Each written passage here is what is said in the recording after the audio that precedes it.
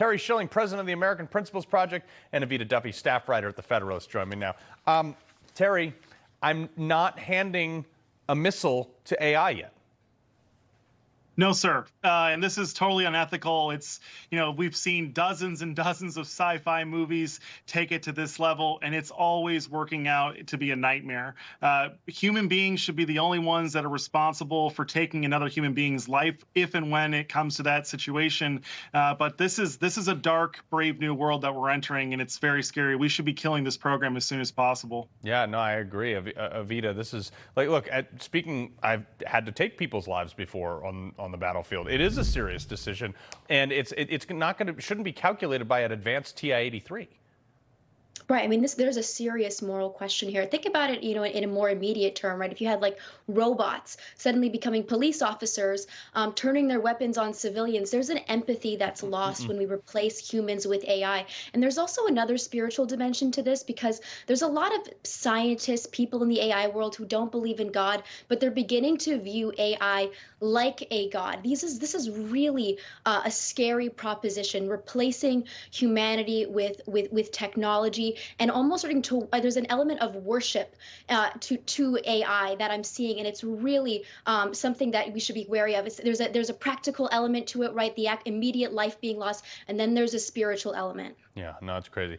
There's also a transgender track runner.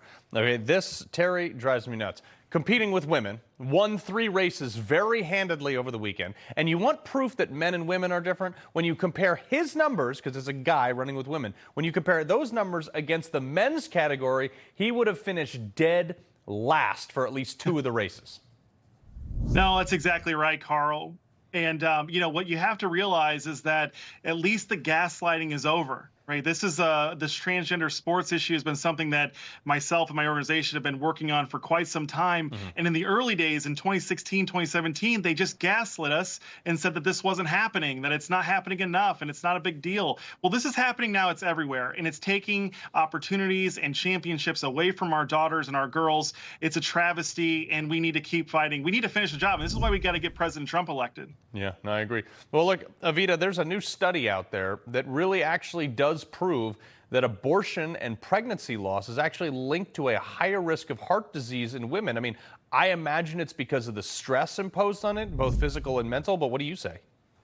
There are so many negative health consequences to abortion. The abortion pill, right, which we've been gaslit on for so long, responsible for thousands of emergency room visits, and of course you have the health department lying oftentimes about those numbers. So yeah, the abortion is never good for a woman. It's a very brutal, very harrowing experience for most women. And here's the other thing that you sent that article, your producer sent it to me, and I immediately started to think about how this is the only thing that Democrats right now are running on, right? They're only running on abortion, which is really a terrible stain on America. It's a terrible experience for any woman who has to go through it. That's all that Democrats have right now. And again, as science gets better, we realize even more just how horrible abortion is and just how truly human these little babies are that we are murdering en masse. Yeah, no, it's crazy. Well, George H.W. Bush's alma mater, my hometown of Greenwich, Connecticut, Greenwich Country Day School, okay?